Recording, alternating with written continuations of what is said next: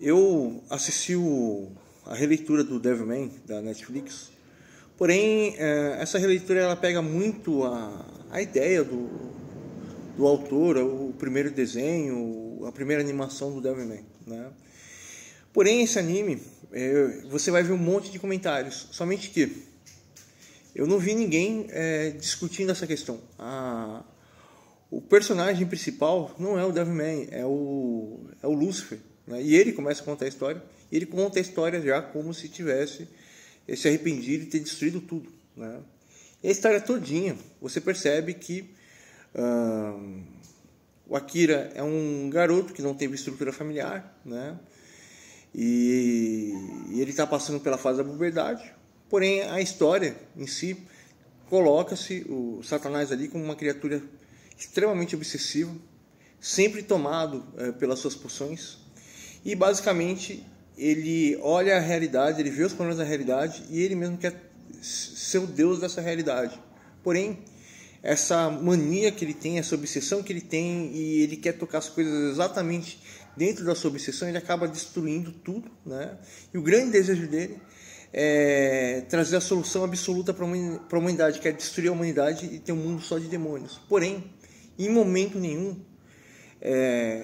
ele está se comunicando com a realidade está sempre simulando a mente dele, sempre simulando a parte criativa dele, e ele está sempre tomando decisões sobre isso. Quando a humanidade acaba, ele perde toda a motivação dele existir e ele cai de arrependimento. Porém, eu acredito que ele não tem consciência, né, disso, porque se tudo começasse novamente e no final da história tudo recomeça, ele provavelmente faria algo até muito pior, né? Porque ele não consegue entender o que é o amor. E o amigo dele questiona o que é o amor, né? O amigo dele é uma pessoa normal, que se importa com a realidade, luta, gradativamente dia a dia muda a sua realidade, porém o Devilman ele entra dentro da realidade dessa pessoa, e a realidade dessa pessoa é extremamente distorcida e cruel, tanto que o Devilman ele paga o preço com isso, né? A pessoa que ele ama fala assim: essa vai ser a última vez, você faz juras de amor para mim, mas eu só vejo fatalidade, né? E essa visão negativa dela já era porque ela tinha perdido a família de uma forma extremamente trágica. Porém, eu nunca vi ninguém discutir, né,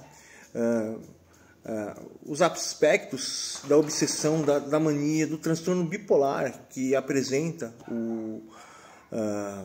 o Satanás dentro da história do Devilman, porque ele tem toda a característica do transtorno bipolar. Eu convivi com muitas pessoas que têm transtorno bipolar, e as pessoas que têm transtorno bipolar têm as mesmas tomadas de ações, as mesmas características, as mesmas estruturas, não entende a realidade, mas não consegue estar em contato com a realidade, e acaba criando uma distorção da realidade tão grande que quando vai encarar a realidade, acha que a realidade está atacando ele, né? Tanto no final do anime mostra isso, ele com extremo ódio das criaturas vivas, ele sofrendo porque ele não amava as criaturas vivas, sofrendo porque ele amou a pessoa que ele mais amava, ele vendo as fotos do passado com o amigo dele, e querendo só ele e o amigo dele eternamente, em uma obsessão interminável, né? E tudo está sempre convertendo nesse mesmo eixo, a obsessão, o desequilíbrio, e até a questão, ele pensa muito sexo, o bipolar pensa muito sexo, o bipolar pensa muito em vícios, jogos, bebidas alcoólicas, drogas e várias outras coisas. E a grande questão que todo o Devilman é uma grande alegoria, né, aos impulsos primitivos da pessoa, mas uma dominação completa desses impulsos, né, um extremismo total, né, tanto na primeira obra como nessa. Mas nessa obra a pessoa teve uma criatividade incrível, a obra é extremamente orgânica, existe a ação, mas a ação é simplesmente para complementar um contexto da monstruosidade das pessoas, né? E no final questiona que a humanidade é o próprio mal, né? Então, cara, eu achei muito legal. Toda alegoria para mim não significa nada, simplesmente está fortalecendo um ponto de questão. Não, vários pontos de questões.